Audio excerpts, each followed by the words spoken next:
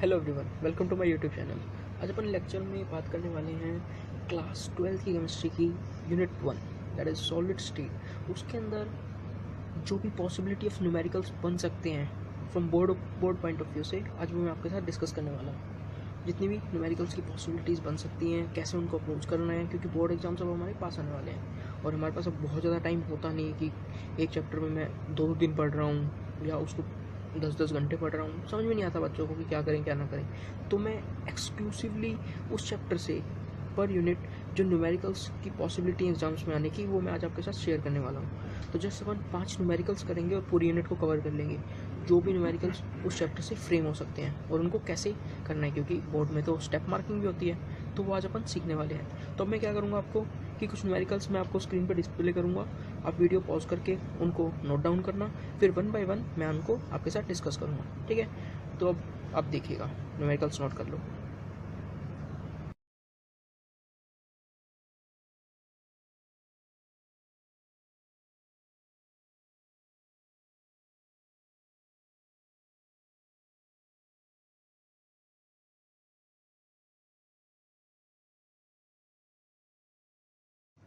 हाँ, तो आप सब ने ये सब प्रॉब्लम्स तो नोट कर ही लिए हैं।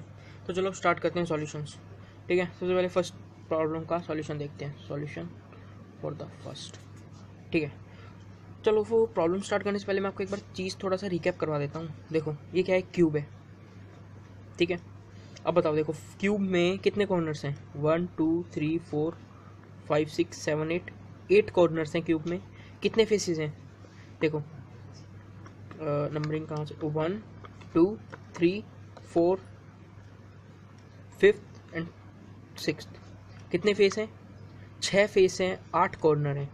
क्लियर ये बात। और एजिस कितनी हो गई, 12 ऐसे, 4 ये 4 ये 4 ये 4 ये, टोटल 12 एजिस हैं, 8 कॉर्नर्स हैं और 6 फेस हैं क्यूब में, ठीक है। ये बात सबको क्लियर हो गई।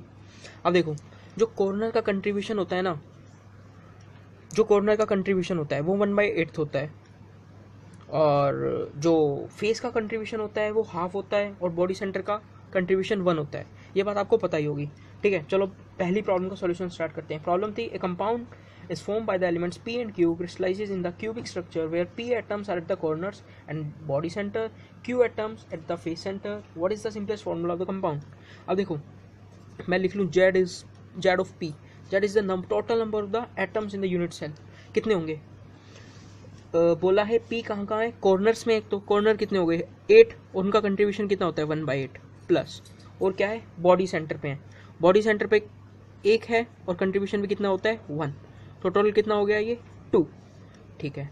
जेड ऑफ क्यू, क्यू के बारे में क्या बोला है, क्यू है खाली फेस सेंटर पे, और फेस कितने होते हैं 6, और एक फेस का कंट्रीब्यूशन कितना होता है हाफ, तो कितना हो गया 3। जेड पी 2 है, जेड पी क्यू है, तो formula of this compound is P2Q3। This is the formula of this compound. अब देखो इस प्रॉब्लम को कैसे मॉडिफाई कर सकते हैं।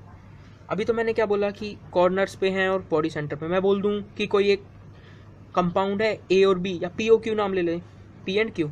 उसमें पी पे खाली कंट्रीब्यूशन है कॉर्नर्स पे और क्यू पे है फेस पे, तो बॉडी सेंटर वाला हट जाएगा, तो फॉर्मूला ऑफ दिस कंपाउंड क्या बन जाएगा, ZP3। और कोई मॉडिफाई कर लें, PQR भी लगा दें कि R का कंट्रीब्यूशन खाली कॉर्नर्स पे है, तो एक और आ जाएगा 2 3 1, तो P2Q3R1। तो इस तरह क्वेश्चन मॉडिफाई हो जाएंगे। सिर्फ आपको क्या बात याद रखनी है कि कॉर्नर्स का कंट्रीब्यूशन 1/8 होता है, फेस का कंट्रीब्यूशन हाफ होता है और बॉडी सेंटर का 1 होता है। बस इसके बाद कोई भी प्रॉब्लम बन जाए आप सॉल्व कर लेंगे। क्लियर ये बात। अगली प्रॉब्लम क्या थी, चलो अगली प्रॉब्लम की तरफ देखते हैं। प्रॉब्लम तो आपने पहले ही नोट कर ही ली है, अब मैं डायरेक्ट सॉल्यूशन करवा रहा हूँ। आपने वो वीडियो पॉज करके प्रॉब्लम वहाँ से नोट कर ही ली होंगी। देखो अगली प्रॉब्लम क्या थी, a close pack structure of uniform sphere has the cell edge 0.8 mm। Calculate the radius of the sphere if it has simple cubic, BCC and FCC. चलो इस प्रॉब्लम को स्टार्ट करने से पहले मैं आपको एक टेबल बता देता हूँ, और उसके बाद आप दुनिया भर की बहुत सारी प्रॉब्लम्स कर लेंगे। क्या है वो टेबल, देखिए, दिस इज द टेबल। ये टेबल है यूनिट सेल है simple cubic, BCC and FCC, जिसमें जेड का वैल्यू सिंपल क्यूबिक के लिए 1, बीसीसी के लिए 2, एफसीसी के लिए 4, और आर और ए का बीच का रिलेशन है। आर क्या है, radius of that sphere, and A is the unit length of the unit cell, length of the unit cell.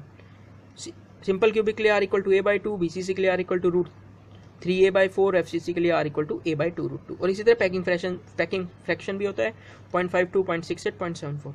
ठीक है, ये टेबल आपको शायद पता भी होगी। चलो अब इसके बाद अपन प्रॉब्लम करते हैं।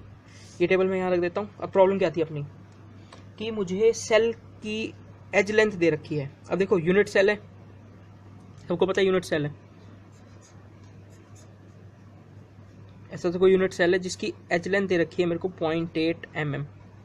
0.8 mm। अब मेरे को पहला पार्ट क्या बोल रहा है कि मेरे को क्या बताओ, रेडियस ऑफ दैट स्फीयर बताओ फॉर सिंपल क्यूबिक। पहले पार्ट में सिंपल क्यूबिक के लिए रेडियस बताना है और एज लेंथ दे रखी है आर इक्वल टू a/2, 0.8/2 कितना हो गया 0.4 mm। दूसरा पार्ट क्या बोल रहा है, again radius of that sphere बताओ फॉर BCC। फॉर्मूला मेरे को पता ही है, R equal to √3a/4, √3 into 0.8 divided by 4। तो आंसर ये करीबन 0.34 के आसपास आता है mm।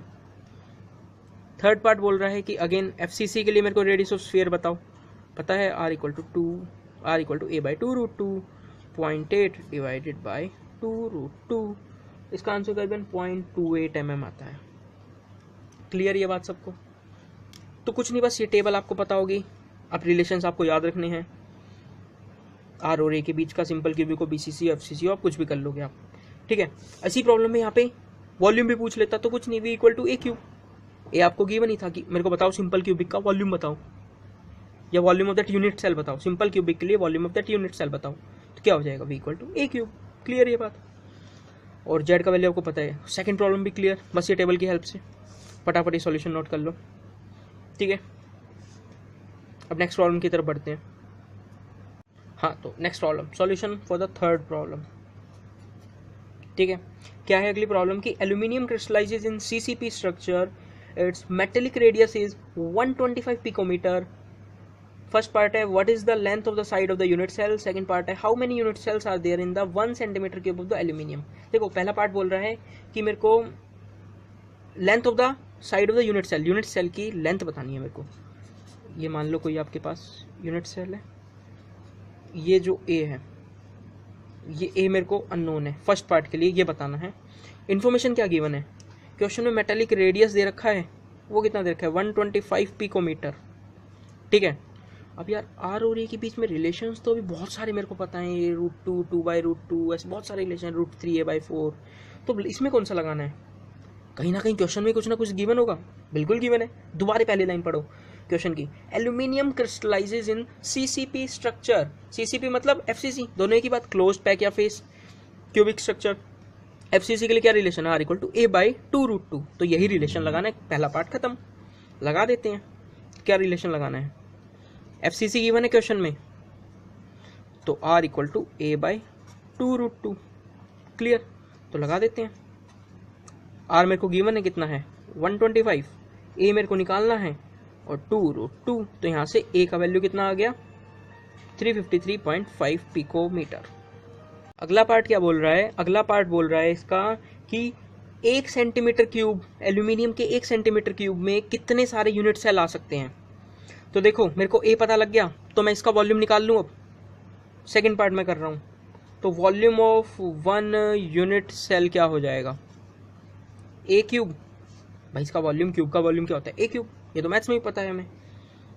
तो 353.5 जो पिकोमीटर है उसका क्यूब कर दें, और पता ही है कि 1 मीटर में 10⁻⁻12, 1 पिकोमीटर में 10⁻⁻12 मीटर।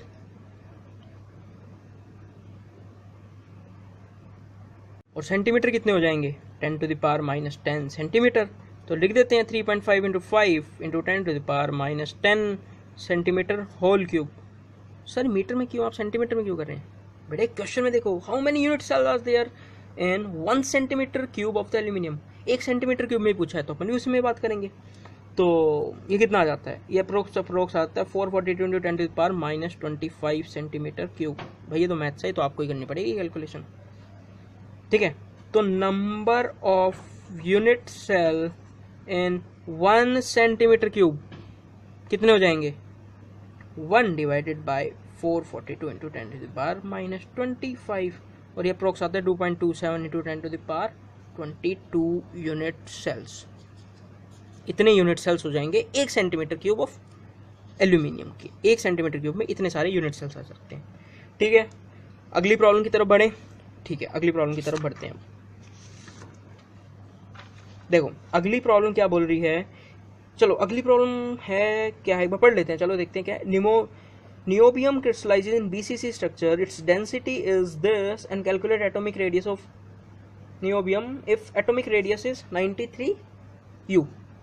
भाई बहुत सारे बोर्ड्स में ये प्रॉब्लम बहुत कॉमन है, पता है, बहुत इंपॉर्टेंट प्रॉब्लम है। और इसके पीछे कंसेप्ट बता देता हूँ पहले मैं आपको। Solid state concept. डेंसिटी का फॉर्मूला होता है Z into M by N A into V. अब जेड क्या है, चलो एक एक वेरिएबल देखते हैं। क्या डेंसिटी तो पता ही हमें। एम क्या है, molar mass of that solid. V क्या है, volume of unit cell. Z क्या है, total number of atoms per unit cell. कि बता देगा कि एफसीसी है, बीसीसी है, एससी है, तो हमसे उसके कॉरस्पॉन्डिंग जेड देख लेंगे। कैसे, ये टेबल हमें पता है कि एससी बोलेगा तो जेड 1 ले लेंगे, बीसीसी बोलेगा तो जेड 2 ले लेंगे, एफसीसी बोलेगा तो जेड 4 ले लेंगे। क्लियर। और एन ए क्या है, एवोगैड्रो कांस्टेंट, एवोगैड्रो नंबर, उसका वैल्यू कितना होता है 6.023 इंटू 10 टू द पावर 23। ठीक है, ये पता ही हमें, ये फॉर्मूला अब आपको ध्यान रखना है, बहुत इंपॉर्टेंट है भाई, पहले बता रहा हूँ बात। तो चलो अपन प्रॉब्लम स्टार्ट करते हैं। ठीक है, solution for the fourth problem क्या है, क्या क्या गिवन है। डेंसिटी मेरे को गिवन है 8.55 ग्राम पर सेंटीमीटर क्यूब। और क्या गिवन है, molar mass of that element given है कितना है 93 U। एवोगैड्रो नंबर तो मेरे को पता ही है 6.023 इंटू 10 टू द पावर 23। और क्या है, और तो कुछ गिवन नहीं। चलो देखते हैं, फिर फॉर्मूला लगाते हैं। डेंसिटी की बात आ गई तो क्या होता है, Z into M by N A into volume of that unit cell. ठीक है, डेंसिटी में लगा दूं 8.55 जेड। सर जेड कैसे पता लगाएं भाई, हर चीज़ का आंसर आपको क्वेश्चन में मिलेगा। क्वेश्चन दोबारा पढ़ें। क्वेश्चन की पहली लाइन क्या बोल रही है, नियोबियम क्रिस्टलाइजेज इन बीसीसी स्ट्रक्चर। बीसीसी स्ट्रक्चर में नियोबियम क्रिस्टलाइज हो रहा है, इट मीन्स बीसीसी के लिए जेड का वैल्यू 2, बिल्कुल सही। एम कितना है 93, Avogadro number 6.023 into 10 to the power 23। Round off में आप इसे 6 भी ले सकते हैं, कोई जरूरी नहीं कि 6.023 पूरा पूरे लिखें। अप्रोक्स कैलकुलेशन आप करनी आनी चाहिए आपको। ठीक है, और volume of that unit cell, again वो यूनिट सेल, इसका वॉल्यूम क्या होगा ए इंटू क्यूब, ए का क्यूब, तो ए क्यूब में डायरेक्ट लिख दूं। ठीक है, तो यहाँ से कितना आ जाएगा 2 इंटू 93 क्या हो गया 186, तो डिवाइडेड बाई कितना हो 6 इंटू 8.55 कर लूँ तो ये कुछ 51.4 के करीब आएगा इंटू 10 टू द पावर 23। ये ए क्यूब है, क्रॉस मल्टीप्लाई कर दिया और कुछ नहीं किया।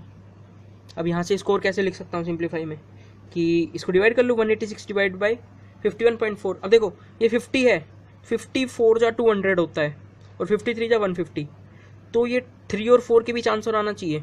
ठीक है, ये बात ऐसे अप्रोक्स कैलकुलेशन आपको आनी चाहिए, 3 और 4 के बीच आना चाहिए। और 51 3 जा या 3.5 ऐसे कुछ होता है 175 के आसपास, 3.5 175 के आसपास, तो थोड़ा सा ज़्यादा होगा 3.5 से। मान लेता हूँ 3.6 कुछ है, 61 मान लेता हूँ, into 10 to the power -23। Clear. और इसको सिंप्लीफाई में लिखना हो तो क्या लिख दूँ 36.1 into 10 to the power -24।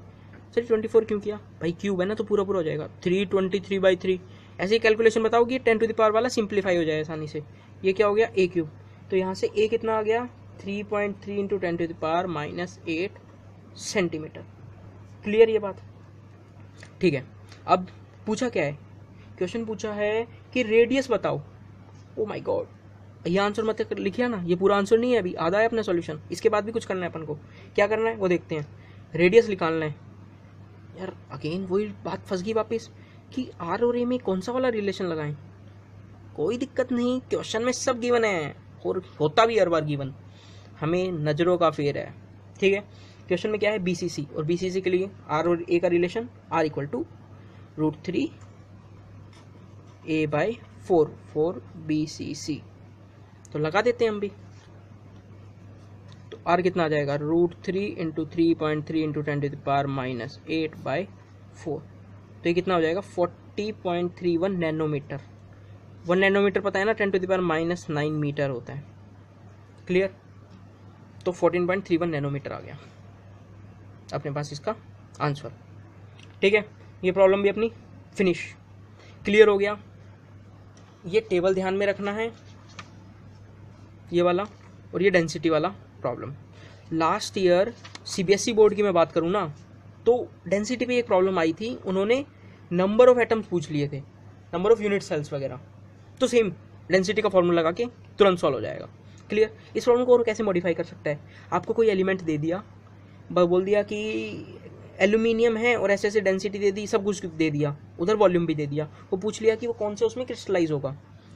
Oh my God, कुछ अजीब सा क्वेश्चन पूछ लिया क्या? नहीं, कौन से उसमें क्रिस्टलाइज होगा वो क्या डिपेंड करेगा, उसका जेड का वैल्यू, मान लो जेड सब कुछ दे दिया, डी एम वॉल्यूम सब दे दिया, अपन ने कैलकुलेट किया जेड, और जेड अपने पास आ गया कैलकुलेट करके 4, जेड 4 आ गया, तो कौन से उसमें क्रिस्टलाइज हो रहा है, ये एफसीसी में, 2 आ जाता है तो बीसीसी में, 1 आ जाता है तो सिंपल क्यूबिक में। इस तरह से पूछने वाला इस टाइप में भी क्वेश्चन पूछ सकता है आपको।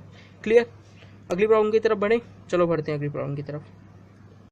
तो आखिरी प्रॉब्लम क्या है अपने पास, अगली प्रॉब्लम है what is the mass percentage of Fe+3 ion in FeO3 1।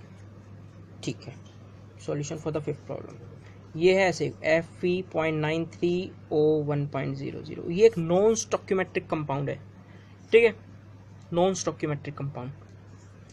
तो अब इसमें पूछा है कि मास परसेंटेज बताओ कि इसके अंदर Fe+3 का कितना परसेंटेज है। ठीक है, तो कर लेते हैं। देखो, इस प्रॉब्लम को सॉल्व करने के बहुत सारे मेथड हैं। अब बोर्ड पॉइंट ऑफ व्यू से हम बात करें, क्योंकि हमें स्टेप बाय स्टेप सब लिखना है, तो हम उसी स्टाइल से करते हैं प्रॉब्लम को। देखो, आयरन है, आयरन की 2 ऑक्सीडेशन स्टेट हैं, मोस्ट कॉमन +2 एंड +3। ठीक है, तो इसमें पूछा है कि +3 का कितना परसेंटेज है इस वाले कंपाउंड में। ये प्रॉब्लम का मेन एम है। कैसे करते हैं, देखो, चार्ज बैलेंस वाली टेक्निक से करते हैं। वो क्या बोलती है, वो बोलती है कि magnitude of total positive charge equal to magnitude of total negative charge. बस ये करना है इसके अंदर, और कुछ नहीं करना। टोटल पॉजिटिव चार्ज को टोटल नेगेटिव चार्ज के बराबर रख दो और सवाल अपना सॉल्व। अब देखो कैसे करेंगे। पॉजिटिव चार्ज किस पे होगा, आयरन वाले पे। नेगेटिव वाला कौन होगा, ऑक्सीजन वाला, ऑक्साइड आएगा इसके अंदर। ठीक है, अब देखो, मान लेता हूँ, अब देखो, इसको बोर्ड के हिसाब से एक एक स्टेप भी आपको लिखनी पड़ती है, क्योंकि स्टेप के भी मार्क्स हैं। तो क्या लिखेंगे, let percentage of Fe+3 in that compound is x। Clear ये बात। तो परसेंटेज ऑफ Fe+2 कितनी हो गई बताओ, 0.93 माइनस x लिख दूँ। इस चीज़ को लिखने में किसी को प्रॉब्लम, क्योंकि टोटल तो 0.93 है ना आयरन। x यदि +3 वाला है तो +2 वाला कितना होगा, 0.93 माइनस x। क्लियर ये बात। चलो, तो अब चार्ज बैलेंस टेक्निक कर देते हैं, क्या बोलती है वो। तो जो +3 वाला स्टेट है वो कितना है, x प्लस, अभी मैं मैग्नीट्यूड ले रहा हूँ प्लस वाले चार्ज का, और +2 ऑक्सीडेशन स्टेट वाला कितना है, परसेंटेज है उसका 0.93 माइनस x इक्वल टू, अब ऑक्सीजन है कितना, 1 है, और ऑक्सीजन पे चार्ज कितना होता है, -2 इधर, तो कर देते हैं +2 × 0.93 माइनस x इक्वल टू 2। देखो, मैग्नीट्यूड लेना, ये बात याद रखना भाई। तो यहाँ से x का वैल्यू आता है लमसम 0.14। तो पर x क्या है, परसेंटेज ऑफ Fe+3 0.14 कुछ आता है, तो परसेंटेज ऑफ Fe+3 कितना हो गया इसमें, 14% के अराउंड है। +3 कितना हो गया, 14%। और +2 वाला कोई पूछ ले तो माइनस कर देंगे, कोई दिक्कत, कोई दिक्कत नहीं। तो NCERT में एक प्रॉब्लम थी कि उसमें ले रखा था Ni, वो वाली प्रॉब्लम भी चलो मैं आपको बता देता हूँ। NCERT में जो थी वो बुक में प्रॉब्लम, वो ये थी कि सेम प्रॉब्लम थी, सेम करना था, 0.98 ऑक्सीजन 1.00, ये वो प्रॉब्लम थी। और पूछा था कि निकल +2 इसमें कितना प्रेजेंट होगा। सेम ट्राई करना चार्ज बैलेंस टेक्निक से, क्या, total positive charge equal to total negative charge, बस खत्म। इससे बाहर न्यूमेरिकल सॉलिड स्टेट के लिए बोर्ड लेवल पे नहीं बन सकते। बस आप ये 5 प्रॉब्लम कर लो, खत्म आपका चैप्टर। कितना टाइम लगा होगा, 10-15 मिनट। 15 मिनट में पूरे चैप्टर के न्यूमेरिकल्स हो गए कंप्लीट। क्लियर ये बात। क्या क्या स्टार्टिंग में फटाफट रिवाइज कर लें अपन चीज़ों को। क्यूब से बात की थी, 8 कॉर्नर हैं, 6 फेस हैं, 1 बॉडी सेंटर का कंट्रीब्यूशन। कॉर्नर का कंट्रीब्यूशन 1/8, फेस का हाफ और बॉडी सेंटर का 1। नेक्स्ट कंसेप्ट, एक टेबल दिखाई थी मैंने आपको, ये रही वो टेबल। ये रिलेशन सब फटाफट याद कर लेंगे, क्लियर। और एक डेंसिटी का सिंपल सा formula, Z into M by N into V equal to density. ठीक है, डेरिवेशन पॉइंट ऑफ व्यू से एक पैकिंग फ्रैक्शन वाली अब डेरिवेशन भी आप देख के जाना, अक्सर पूछ लेता है बोर्ड में। ठीक है, तो that's all about solid state. तो यदि आपको पसंद आया तो लाइक एंड सब्सक्राइब, दोस्तों के साथ भी शेयर करो, सबको हेल्प मिलनी चाहिए। ठीक है, तो मिलते हैं चलो नेक्स्ट वीडियो में।